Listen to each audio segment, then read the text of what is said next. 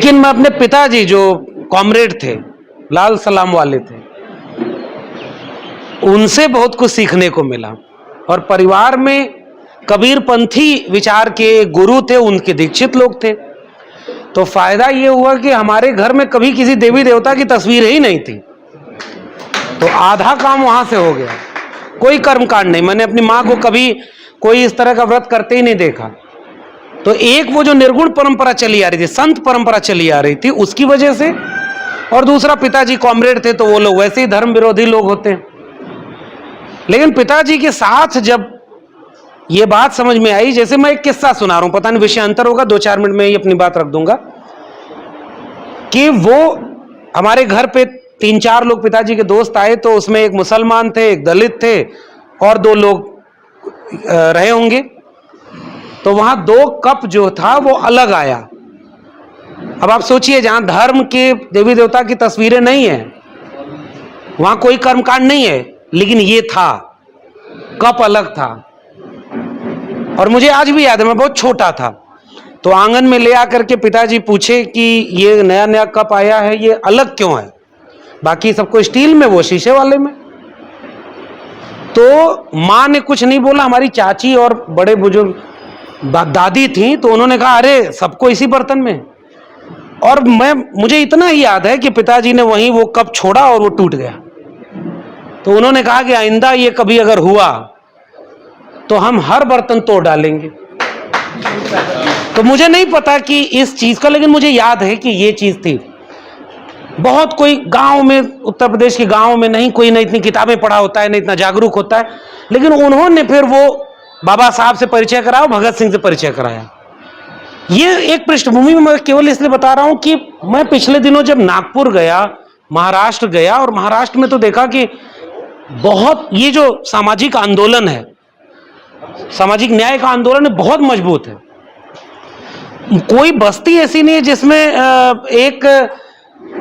कोई बौद्ध विहार ना हो, स्कूल ना चल रहा हो, लोग अपना स्कूल दिखाने जाते हैं। छोटा ही सही बौद्ध विहार बना हुआ है उनके यहाँ, वो एक सांस्कृतिक आंदोलन है पूरा वहां पर। वहां मैं उन लोगों से भी एक चीज पूछ रहा था, और सर यहां भी बस एक जिज्ञासा बस से रख रहा हूं, दलित समाज आज भी, चूंकि मैं तो बार बार कहता हूं ना कि उसकी बहुत सामाजिक और सांस्कृतिक वजहें हैं, जब उन्हें मौका मिला, जब उन्हें अपने वैचारिक लोग मिले, तो उनके साथ खड़े हैं। कई बार लोग चिंतित होते हैं कि इतने सारे संगठन क्यों बन गए। इसका नकारात्मक भी असर है, सकारात्मक भी है। उसी बाबा साहब के 14 अप्रैल को जब जयंती मनाई जा रही थी, तो मैं 200 किलोमीटर की यात्रा किया, कोई ऐसी सड़क, गांव नहीं दिखा जहां बाबा साहब की जयंती 4 लोग ही हों, वो न मना रहे हों। तो ये तो अच्छा था, जो जहां है वो वहीं मना रहा था। और मैंने दीक्षा भूमि से भी ये बात बोली कि काश अगर ये सारे लोग, केवल महाराष्ट्र के लोग अगर एक जगह बाबा साहब की जयंती मनाएं, तो वो तो लाखों की भीड़ हो जाती। लेकिन मीडिया उसे नहीं दिखाता, वो बिल्कुल नहीं दिखाता। वैसे ही बुद्ध विहार को लेकर के उनका एक वैचारिक आकर्षण है, और लोग बहुत शिद्दत से, मुझे अभी मैं गया था, वरुण एक जगह है महाराष्ट्र में, वहां लोग गए और उन्होंने कहा कि हमने अपने पैसे से ये बौद्ध विहार बनाया है। उस बौद्ध विहार में 4 लाइब्रेरी थी, छोटे बच्चों के लिए अलग लाइब्रेरी, बड़े बच्चों के लिए अलग लाइब्रेरी। मैं एकदम अवाक रह गया। और उन्होंने कहा कि साहब हमारे पास खेती वेती भी नहीं है, बहुत गरीब हम लोग हैं, लेकिन फिर भी ये बौद्ध विहार हम लोग 25 साल से बना रहे हैं, 25 साल से कंटिन्यू पैसा जुटा रहे थे, और अभी ऊपर वाला एक फ्लोर बन रहा था। मैंने वही एक चीज सोची, बस मैं वही एक बात यहां पर रखना चाह रहा हूं। मैंने उनसे कहा कि आप लोग के आसपास भी ओबीसी लोग होते होंगे। मैं बहुत पीछे नहीं जाता कि कब कौन ओबीसी था, क्योंकि ओबीसी की कोई पहचान तो उस तरह से ओबीसी को तो थी नहीं।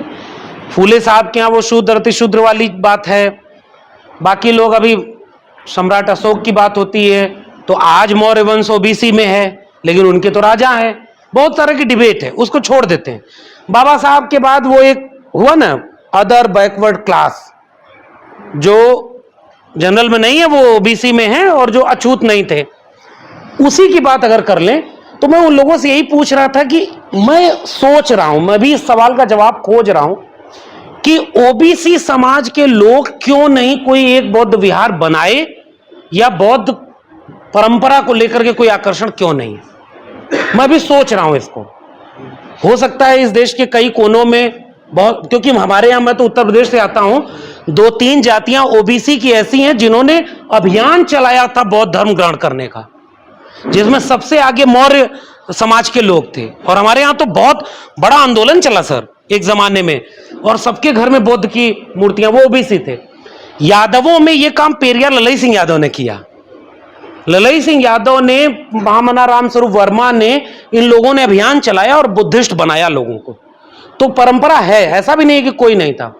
लेकिन मैं ये सोच रहा हूं कि ये मिशन चूंकि इतना अच्छा है, और मैं तो इसे एक और जो राजनीतिक चुनौती है, कि दरअसल वो राजनीतिक चुनौती है नहीं, वह भी सामाजिक और सांस्कृतिक चुनौती है, जो इस समय हिंदू राष्ट्र बनाने के लिए हम लोगों का इस्तेमाल कर रही।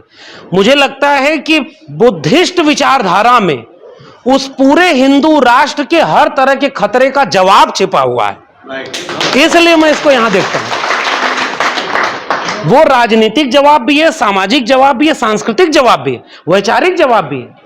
क्योंकि वहां तो मैंने जब पढ़ा, और इसीलिए मैं परंपरा की बात बताया कि हम लोग को भी नहीं पता था बाबा साहब के बारे में, तथागत बुद्ध के बारे में। वो वाली इतिहास की किताब पढ़ी थी जिसमें सोते हुए पत्नी और बच्चे को छोड़कर चले गए सिद्धार्थ, और लौटे तो गौतम बुद्ध होकर लौटे, इतना ही पढ़ाया गया। ये तो बाद में हमने ये पंचशील से लेकर के करुणाशील, प्रज्ञा, और जब अभी भी बहुत नहीं पढ़ा है, बहुत कम पढ़ा है, बहुत कम पढ़ा है, लेकिन ये समझ में आ गया कि ये विचार हमारा विचार है, इसमें सबकी मुक्ति, सबकी शांति, सबको न्याय का। तो यही मेरा बस समर्थन है इस पूरे मिशन के साथ। मेरा अपना कोई संगठन नहीं, अभी किसी संगठन से हम लोग जुड़े नहीं हैं, विश्वविद्यालय में पढ़ते पढ़ाते हैं। हमारी जो भूमिका होगी, जिस भी रूप में, इस वैचारिक काम के लिए हम इसमें सहयोग करेंगे, साथ रहेंगे, क्योंकि ये दूरदर्शी लिहाज से वह भारत बनाने का है जो असल में सबका भारत होगा। इसलिए मैं इस मिशन मूवमेंट के साथ हूं, और वही मेरा एक सवाल था, इसे मैं भी जवाब खोज रहा हूं, आप भी लोग खोजें। हालांकि इसका जवाब कुछ नहीं, जवाब एक ही है। तथागत बुद्ध के विचार को पढ़ेंगे तो क्या ओबीसी, क्या एससी, क्या एसटी, सबको समझ में आ जाएगा कि यह बात तो हमारी बात है। लेकिन थोड़ा सा जो एक चुनौती है, जैसे आदिवासी तबके में भी वो लोग बड़ा इसको दूसरे तरफ देखते हैं, ओबीसी के सामने अलग चुनौती है। थोड़ा अगर हम लोग इसे आसान भाषा में लिखकर, मैं भी कोशिश करूंगा और तमाम लोग करेंगे, अगर हम लोग इसे और आसान करके लोगों के बीच में ले जाएं कि भाई देखो ये आपका विचार है, तो शायद हम लोगों को अच्छे समझा पाएंगे, और ये विस्तार होगा इस मिशन मूवमेंट का। क्योंकि मेरा मानना यही है, जब ये धर्म है ही नहीं तो ये धर्म परिवर्तन भी नहीं है, ये तो धम्म है, धम्म है, एक विचार है, ये एक जीवन शैली असल में। और उस विचार को, उस जीवन शैली को, उस दर्शन को जो अपना लिया वो बुद्धिस्ट है। और मैं चाहूंगा कि हर व्यक्ति, और हम लोग तो सिरपुर गए, रतन सर बैठे हुए हैं, आखिरी बात यही कहूंगा, जब सिरपुर गए, घूमे, देखे, सिरपुर छत्तीसगढ़ में, और सर अभी ये लोग मस्जिद के नीचे मंदिर खोज रहे हैं, शिवलिंग खोज दो। रतन सर सामने ये बात बोल रहा हूं, जेल वेल ले गए थे, हिम्मत नहीं हुई, 24 घंटे भी नहीं रख पाए, बाहर आ गए। अब देखिए छेड़ने की हिम्मत नहीं, दिलीप मंडल साहब के ऊपर भी कुछ कर रहे थे। एकता बड़ी जरूरी है, और हम लोग जब एक हैं तो हम लोग लड़ लेते हैं, सब लोग जानते हैं। वहां जब सिरपुर में हम लोग गए और हमने देखा कि आज ऊपर दिख रहा है कहीं ब्रह्मा, उनका राम का मंदिर बना है, शिव का मंदिर बना है, 50 मंदिर ऊपर बना दिया उन्होंने।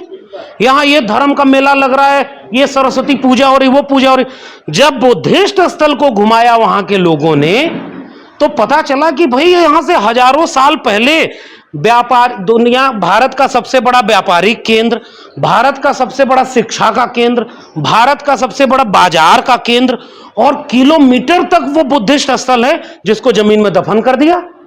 और वहां जब खोज में कुछ मिल रहा था तो उसको कह रहे थे, और एक मंदिर वहां गया, मेरा नाम देखिए लक्ष्मण है, वो भी आप समझ रहे होंगे किस वजह से रख दिया लोगों ने, लेकिन वहां एक मंदिर है, लक्ष्मण का मंदिर। और वहां जब हम लोग गए और वहां से लोग जब अंदर से आ रहे थे तो हमने पूछा कई बार, क्योंकि हम लोग इतिहास पढ़े कि राम और लक्ष्मण का वहां मंदिर है, हमने लोगों से पूछा किससे मंदिर से आ रहे हो, कर राम और लक्ष्मण जी के मंदिर से आ रहे हैं, भगवान प्रभु का आशीर्वाद लेकर के। और अंदर जाके देख रहे हैं तो वो राम गुप्त और लक्ष्मण गुप्त का मंदिर है, जो सवर्ण नहीं थे, जो अपने बहुजन लोग थे, वो वहां के नाग परंपरा और गुप्त परंपरा, ये सारे अपने लोग थे। उनके मंदिर का वो सारा तोड़ करके उनको लक्ष्मण बना दिया, जो कि एक बुद्धिस्ट मूर्ति है, उसको लक्ष्मण की मूर्ति बना दी। और अंदर एक जहां संग्रहालय, आप भी जब जाएंगे देखिएगा, वो जो शिवलिंग की तरह आकार होता है, उसमें ऊपर तथागत बुद्ध की मूर्ति बनी हुई है, वो चेहरे का बड बना हुआ है।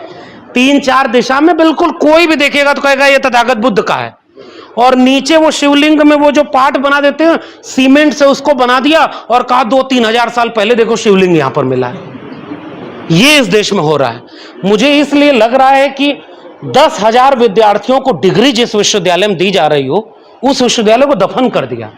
जहां बाजार बन रहा, वहां तमाम तरह की औषधि बनाने के कारखाने थे, वहां मूर्तियां थी, वहां तो पूरा बौद्ध विहार था, वो जमीन में दफन है।